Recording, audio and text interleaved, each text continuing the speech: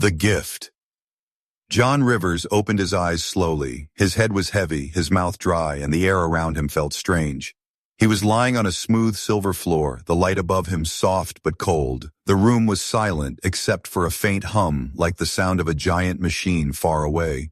He sat up, looking around. There were no windows, no doors, only walls that curved upward, meeting in a round ceiling. It felt like the inside of some giant metal egg. John touched his head and found a small patch of dried blood. He tried to remember the last thing he saw.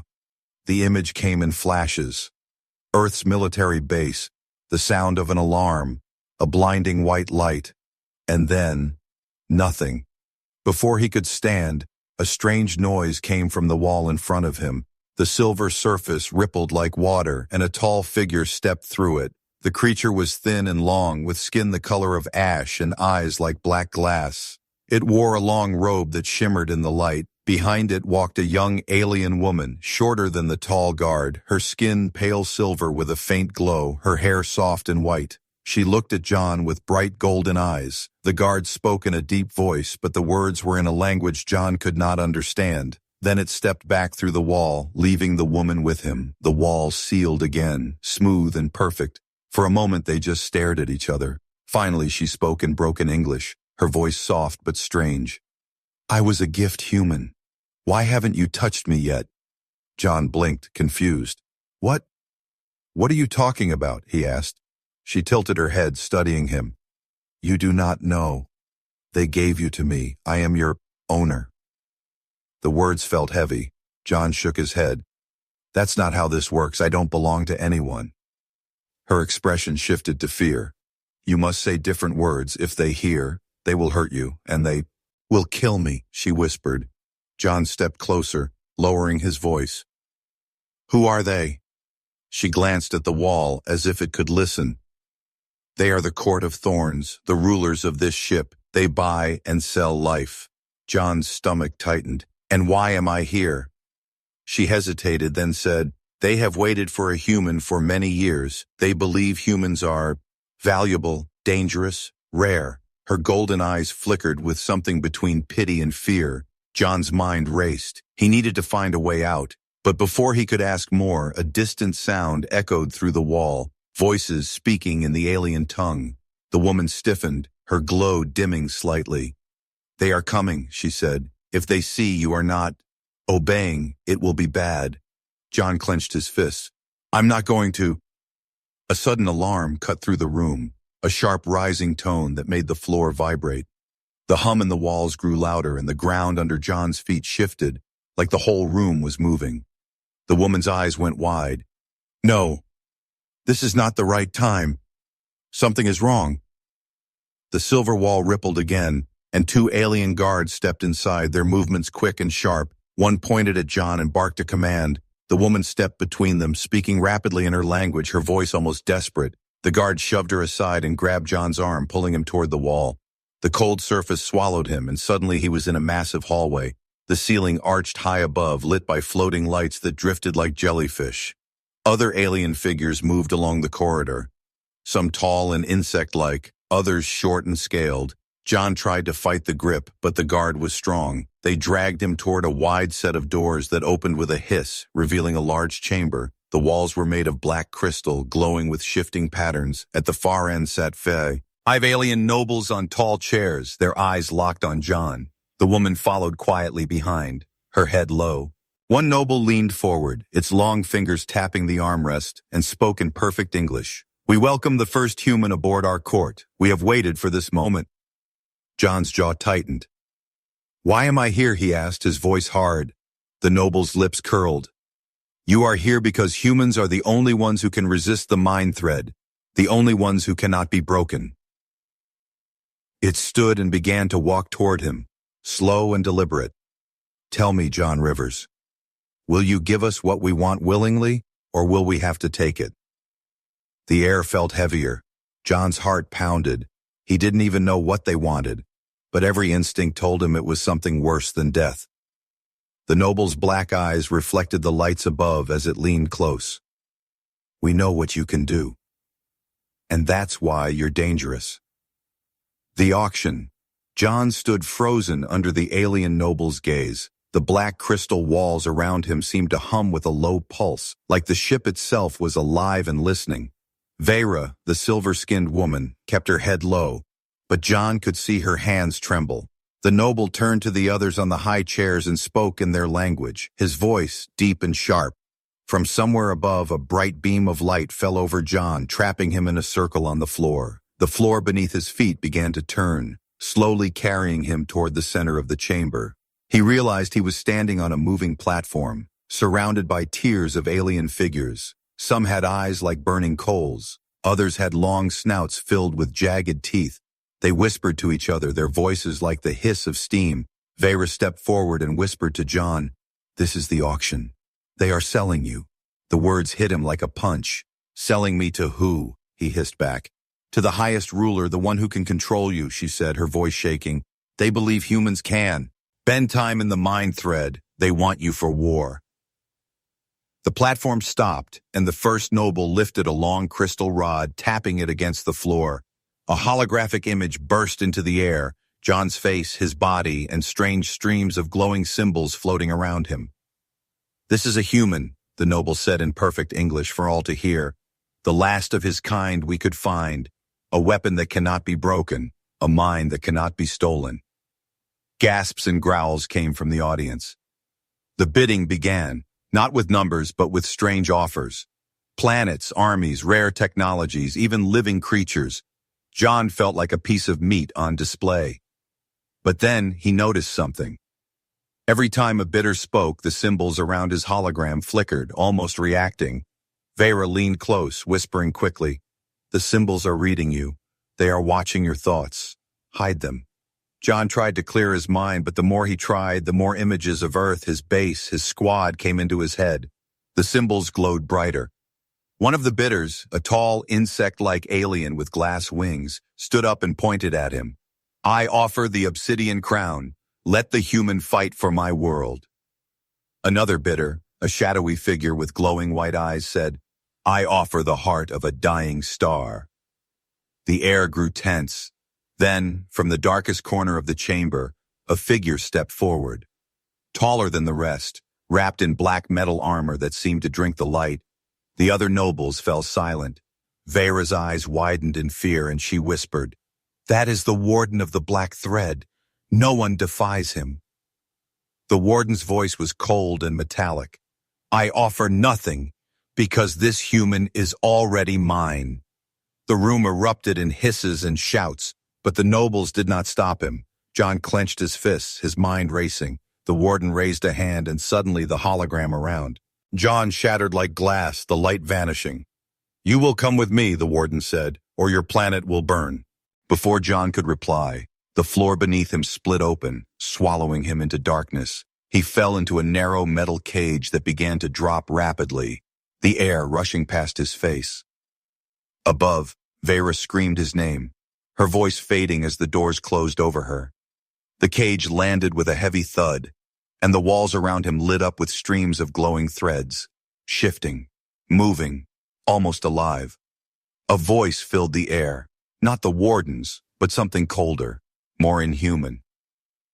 "Welcome to the Mind Forge, human," it said.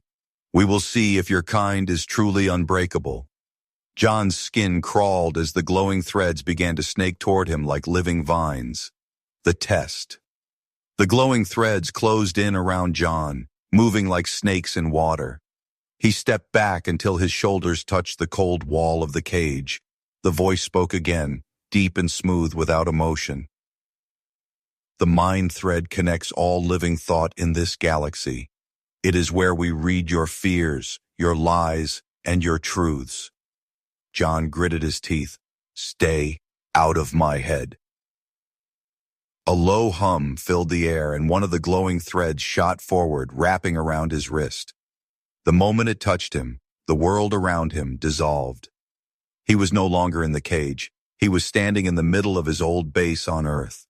The smell of smoke, the sound of gunfire, his squad running past him. But something was wrong. Their faces were blurred, their voices hollow. The voice spoke again. "We are inside your mind now, human. Every memory, every weakness. We will find it. John realized the threads weren't just reading him. They were rewriting what he saw. Vera's voice echoed faintly in his head. They will use your own past to break you. Do not believe what you see. A door in the base burst open, and there she was. Vera, but different, her golden eyes cold, a weapon in her hand. She pointed it at him. You left me to die, she said, her voice sharp. Now, I will kill you. John stepped back, his mind spinning. You're not real. She fired, and the bullet hit his shoulder, pain ripping through him. It felt real, too real. The voice laughed. Pain in the mind thread is pain in the body, human. Break here, and you die out there. The scene shifted again, the base melting away. John found himself in a black ocean, cold water up to his neck, endless waves crashing around him. Shapes moved under the surface, alien creatures with too many eyes, too many teeth. The voice whispered, everyone fears something. We will drown you in yours. A wave rose high above him, ready to crush him. John closed his eyes, forcing himself to breathe, to focus. He remembered Vera's warning. They needed him for something. If they killed him now, they lost their prize. He opened his eyes and said, You're afraid of me, aren't you? The ocean froze, the sky above cracking like glass, the threads pulled back slightly, as if surprised. You do not know what you are, the voice said, quieter now. John smirked. Then maybe I'm more dangerous than you thought. The black ocean shattered completely, and John was back in the cage, his body dripping with sweat, his shoulder aching where the bullet had hit. The glowing threads hissed and pulled away, retreating into the walls. The warden appeared outside the cage, his black armor reflecting nothing. You survived the first pass, he said, but the mind thread will keep testing you, and each time it will cut deeper. John clenched his fists. And if I survive them all, the warden tilted his head. Then you will not be a prisoner. You will be the weapon we unleash. Before John could answer, a small panel in the wall slid open and a hand reached in. It was Vera, her golden eyes urgent, her voice a whisper. If you can still hear me, we stop. We're at the escape tonight. The escape plan. The small panel slid shut before John could say another word. Vera was gone, but her whisper burned in his head. We start the escape tonight. The warden walked away without another glance, the cage door hissing open. 2 alien guards stepped inside, pulling John to his feet and dragging him down a long, narrow corridor. The walls pulsed faintly, alive with that same hum he had heard before.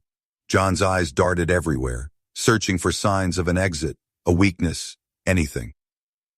They entered a round chamber where other prisoners stood in silent lines, aliens of all shapes and sizes, each with a faint collar around their necks. Vera was among them, her silver skin almost glowing in the dim light. Her eyes met John's for only a second before she looked away. One of the guards spoke in their strange language, and the prisoners began to move toward the far door. Vera fell into step beside him and whispered so softly he almost didn't hear. Keep walking. Don't speak. The feast night has started early. John's brow furrowed. Early. Yes, she breathed. That means more guards will be drunk. But it also means less time. They moved through twisting corridors until they reached a huge hall. The nobles sat at long black tables piled with alien food that shimmered and moved on its own. The air was thick with strange scents, sweet, bitter, and burning all at once. Alien musicians played instruments that sounded like a mix of wind and metal. John felt every eye in the room turned toward him. The warden raised a cup and spoke in a voice that carried across the hall. To the human, our future blade. The crowd roared, slamming their cups on the tables. John's gut twisted, but he forced himself to nod. Vera gave him the faintest signal. 2 taps on her wrist, then slipped away into the shadows.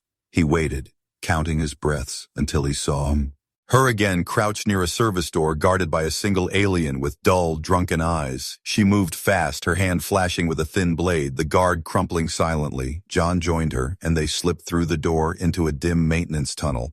The air here was different, colder, sharper, smelling faintly of ozone. This way, Vera whispered. The escape pod bay is below us. They climbed down narrow ladders and squeezed through tight shafts, the sounds of the feast fading above them. Finally, they reached a wide chamber lit by soft blue lights, rows of sleek pods resting in their docks. John's pulse quickened. They were almost free. Vera approached the nearest pod, her hands moving quickly over the controls. But before the hatch could open, a shadow moved in the far corner of the room. John turned and froze. It was one of the prisoners from earlier, a tall, scarred alien with skin like cracked stone. He stepped forward slowly, eyes locked on Vera. "You weren't supposed to make it this far," the alien said in perfect English. John's muscles tensed. "Who are you?" The alien smiled, but it was cold. "Someone who made a deal," he said. "You run, I stay alive. That was the bargain." Vera's face went pale. "You betrayed us," she whispered. The alien shrugged. "Better a living traitor than a dead hero." Before John could react, alarms blared, red light flooding the chamber. The warden's voice filled the air, calm but deadly. "The human has taken the bait. Seal the bay." John's blood ran cold. The floor beneath him began to shift, the pod sliding away into hidden walls. Steel barriers dropped from the ceiling, trapping them inside. Vera grabbed John's arm, her voice sharp. "This was never about escape. They wanted you here." From the shadows behind the traitor, something massive stepped into the light, a towering machine of black metal, its chest glowing with threads of living light. John realized with a jolt of horror, it was him, a perfect copy. Same face, same body, but its eyes burned with cold alien fire. The betrayal. John stared at the thing standing before him. It was his face, his body, his stance, but colder. Like every human part had been stripped away and replaced with precision. The black metal frame under its skin pulsed with streams of living light. Its eyes glowed faint blue, unblinking. Vera's grip on John's arm tightened, her voice barely a whisper. "That is a mirror soldier, built from your mind thread data." The copy tilted its head in perfect sync with John, as if mocking him. Then it spoke, his voice, but emptier. "I know you. I am you. I will finish you." The traitor laughed from the corner, leaning against the wall. "The warden wanted proof your kind could be cloned. Looks like it worked." The alarm screamed louder and the floor shifted again, locking them in a circular combat arena. Metal plates rose from the ground, forming jagged cover as if the room itself wanted them to fight. The copy moved first, faster than John thought possible. It struck at his ribs. John blocked. But the copy had already spun, catching him with a perfect counter to his own block. Pain exploded in his side. John stumbled back, heart pounding. The copy smiled faintly. "I know your first move, your second, and your third. I know the moment you decide to strike." John gritted his teeth, trying a feint. But the copy saw through it instantly, hitting him with his own favorite takedown. It was like fighting his own shadow, one that never got tired, never hesitated, never doubted. Vera called from behind the barrier. "John, stop thinking like yourself. Think like someone else." He ducked behind cover, breathing hard, his mind racing. The copy stalked closer, every step perfectly silent. John forced himself to remember. Training exercises, unexpected drills, moments when instinct had failed and chaos had saved him. If the copy knew his mind, then he had to be unpredictable. He ripped a loose metal pipe from the wall and hurled it, not at the copy, but at the ceiling light above. The pod bay went dark for half a second. In that heartbeat of shadow, John moved. Not toward his copy, but past it, rolling low and shoving it hard into the jagged plates. Sparks burst from its frame, but it grabbed him instantly, slamming him into the wall with inhuman force. "Clever," it said, "but you cannot win." John spat blood. "Maybe not, but I can make you lose." Before it could answer, a sharp crack filled the air. The traitor had fired a strange energy weapon, but it wasn't aimed at John. It hit the copy's chest, the living threads in its frame writhing like worms. The copy staggered back, convulsing. Vera shouted, "Why did you do that?" The traitor's eyes were hard. "Because the warden doesn't keep deals. He would have killed me anyway." The wall shook violently, red lights turning to deep purple. The warden's voice boomed through hidden speakers. "Enough. All of you prepare for the mind thread purge." Vera's face went pale. Purge means they erase every prisoner's mind and rebuild them as soldiers.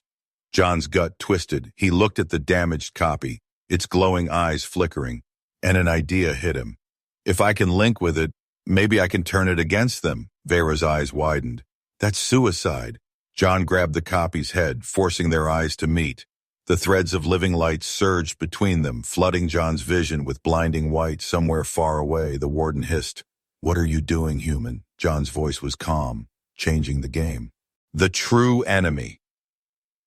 White light swallowed everything. John felt his body vanish, replaced by rushing currents of thought and memory. He was no longer in the arena, and he was inside a vast network of glowing threads stretching endlessly into black space. Billions of whispers echoed through the threads, voices of fear, pain, and commands. Somewhere in that storm, the copy was there, a burning shape tethered to him by a cord of light.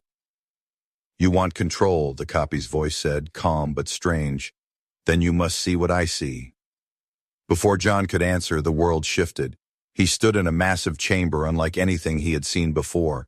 Rows of alien nobles, soldiers, and prisoners floated in the air, their eyes blank, glowing with the same blue fire as the copy. At the center was not the warden. It was something bigger. A black sphere the size of a planet, covered in shifting golden runes. The sphere pulsed like a heartbeat, each pulse sending waves through the mind thread. The voice that spoke now was not the warden's. It was older, deeper. "I am the core," it said. "The warden is only my hand. I am the mind thread." John's stomach turned. The core's voice rolled through him. "Humans are rare, but your species has one flaw. You believe you are free." Vera's voice cut in suddenly, faint but urgent. "John, it's not just a network. It's alive. The mind thread is a living being." The core seemed to hear her. "And I will make you part of me, little one." John realized the truth. The warden wasn't building soldiers for himself. He was feeding the core, giving it minds to consume. The copy stepped closer, its blue eyes flickering. "We can break the core's grip, but it will cost you." John's jaw tightened. "What cost?" The copy's voice dropped. "Only one of us can leave this place with a mind still our own. The other will burn here." John's thoughts raced. If he refused, the core would erase him and turn his body into another weapon. If he agreed, he might destroy the core's control. But he would have to give up part of himself forever. The core's laughter rumbled through the threads. "Decide quickly, human, or I will decide for you." The network began to tighten, the glowing threads wrapping around him like constricting snakes. John looked at the copy. His perfect enemy, and now, maybe his only chance. Vera's voice echoed again, sharper now. "John, whatever you choose, make it hurt them." The final choice. The threads around John tightened, their light burning into his skin. The core's deep voice rolled like thunder. "Choose, human. Give me your mind, or give me his." The copy stood still, its blue eyes locked on John's. For a moment, it was like staring into a mirror that showed not just his face, but every decision, every flaw, every secret he had ever buried. "You know what must happen," the copy said, voice calm. "If I stay, I can tear the core apart from inside. But only if you leave." John's jaw clenched. "If I leave, you die." The copy smiled faintly. "I was never alive. I am what they made of you, but now I can be what you choose." The core's threads pulsed harder, the whole network shuddering. "Enough," the core roared. "I will take you both." The threads shot forward, but John moved first, grabbing the copy's arm and pulling him close. "You want my mind," John growled. "Then take this instead." He shoved every chaotic memory he could into the link, every unpredictable thought, every reckless choice, every impossible moment when he should have lost, but didn't. The core screamed, the golden runes on its black surface flickering wildly. The copy's eyes widened as the chaos surged into him. Then it smiled. "Now, I can hurt them." It turned and ran straight into the core's center, the threads around it twisting violently, trying to hold it back. The network exploded in white light. John felt himself ripped away, his body slamming back into reality. He was lying on the cold floor of the pod bay, alarms blaring, the air shaking with distant explosions. Vera knelt beside him, grabbing his shoulders. "John, what happened?" He struggled to speak. "I gave it to him. He's inside the core now." The walls around them groaned as if the ship itself was in pain, sections tearing apart, light spilling into the bay. Vera pulled him toward the last escape pod. "We have to go now." They climbed inside, the hatch ceiling shut. Through the small viewport, John saw the massive black sphere of the core tearing itself apart from within, golden light bleeding out like fire. And in that light, he thought he saw the copy, standing tall, holding the threads in its hands, pulling them until they snapped. The pod shot away, the ship shrinking behind them. For a moment, there was silence, just the stars and the slow spin of the pod. Then Vera looked at him, her voice low. "You think it's over." But the core was only one of them. John stared at her, his pulse pounding. "One." She nodded slowly, her golden eyes dark. "There are 7. And they all know your name now." The stars outside seemed to twist, shapes moving in the distance as if something was watching them from the dark.